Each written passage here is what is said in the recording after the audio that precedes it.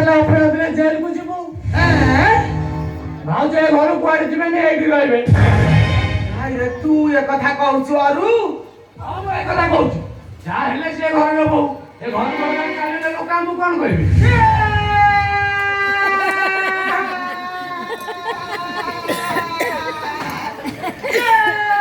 Larodicky.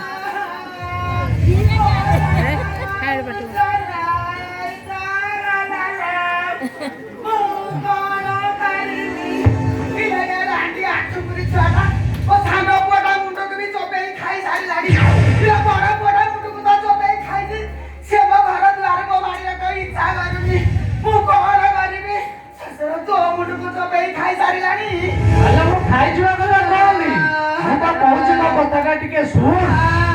କଣ କହୁନୁ?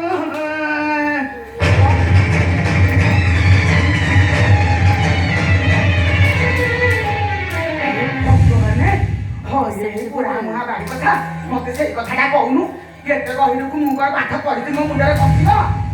ଆଇଲା ହେଇ ଛତରେ ଖାଇ ପତରେ ଗୋଟେ ରାଣ୍ଡି ଆଣ୍ଠୁ କରି ଛୁଆ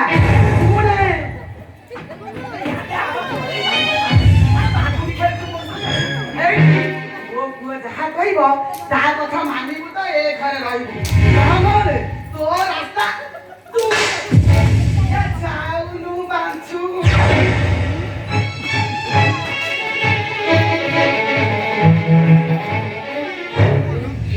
ତମେ ମୋ ସାନ ଭାଇ ପରେ ମତେ ଏତିକି ଦୟା କର, ନହେଲେ ଏ ଘରେ ମୁଁ ବସି ପାରିବିନି। ସାହାଯ୍ୟ କରିବାକୁ ତ ଆସିଛି, এইটা নিও, এটা প্যাক বনাই দিও। ওর ঘরে সাঙ্গ আছে, ঘরକୁ ଆସୁଛି ତ। ତମେ କହୁଛ ମୁଁ ତମ ସାଙ୍ଗକୁ ତମକୁ ସବ୍ କରିବି, ତମେ ତ କଣ କରି ଭାବିଛ? ଗୋଟେ ସିମ୍ପଲ ଦେହ ବେପାର। ଆବେ କହବେ ତୋ ଦେହର ଦାମ କେତେ, ମୁଁ ତତେ ଦେଇଦେବି। ଆବେ ଗାଁରେ ମତ ନାଇଁ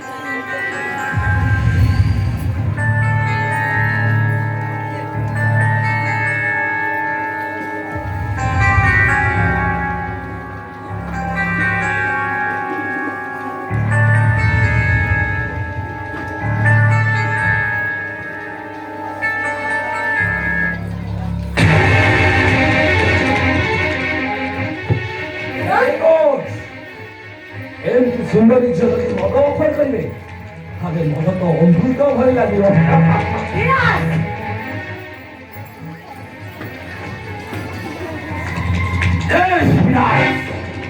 ବିରାଜ ପଟ୍ଟନାୟକ ସିଏ ତତେ କଲେଜ ଲାଇଫ ଚାହିଁଥିଲା, ଆଉ ଆଜି ଡେରି ହେଲେ ବି ମୁଁ ତତେ ଏନ୍ଜୟ କରିବି।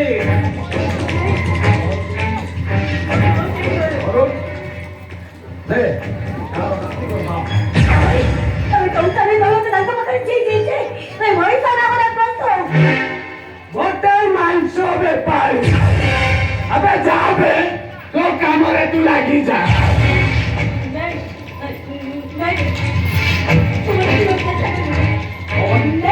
ଆରେ ନ ଯିବା ଅପେକ୍ଷା ତ ଘର ହିଁ ବେଟର ପ୍ଲେସ୍।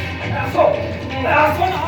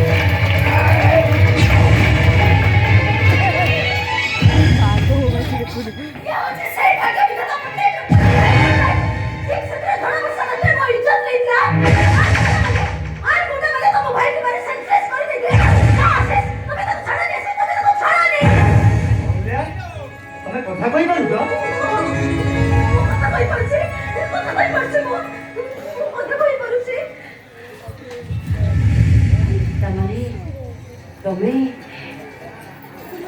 ତମେ କଣ ସେଦିନ ମୁଁ ତମକୁ ହସ୍ପିଟାଲରେ ଦେଖିଥିଲି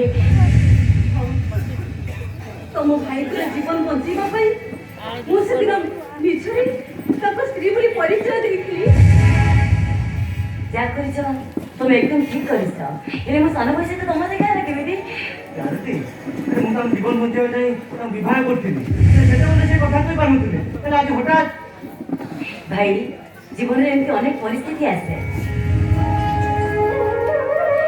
ସବୁ ପରିସ୍ଥିତିକୁ ସାମ୍ନା କରିପାରିଲେ ତାକୁ ହିଁ ସଂସାର କୁହନ୍ତି ତୁ ଯଦି ଠିକ ସମୟରେ ଆସି ପହଞ୍ଚି ନଥାନ୍ତୁ ତାହେଲେ ତୁ ମୋ କାହାକୁ ମୁହଁ ଦେଖି ପାରିନଥାନ୍ତି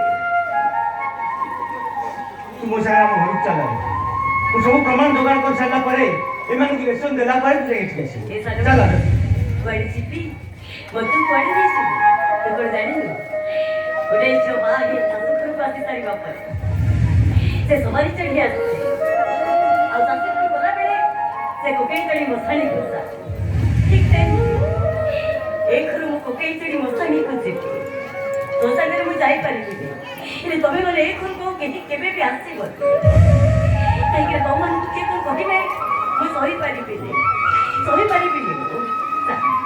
ଖାଉଛନ୍ତି ତୁ ଘରକୁ ଯା ତମମାନଙ୍କୁ ଦେବା ପାଇଁ ତ ମୋ ପାଖରେ ଆଜି କିଛି ନାହିଁ ହେଲେ ଯିବା ପୂର୍ବରୁ ତମେମାନେ ଖାଲି ମୋତେ ଏତିକି ଆଶୀର୍ବାଦ କର ମୁଁ ସେମିତି ଓଇସେବା କିଣିଏ ହାତରେ ଟଙ୍କା ମଥାରେ ସିନ୍ଦୁର ପିନ୍ଧି ଏ ମଶାଣିକୁ ଯା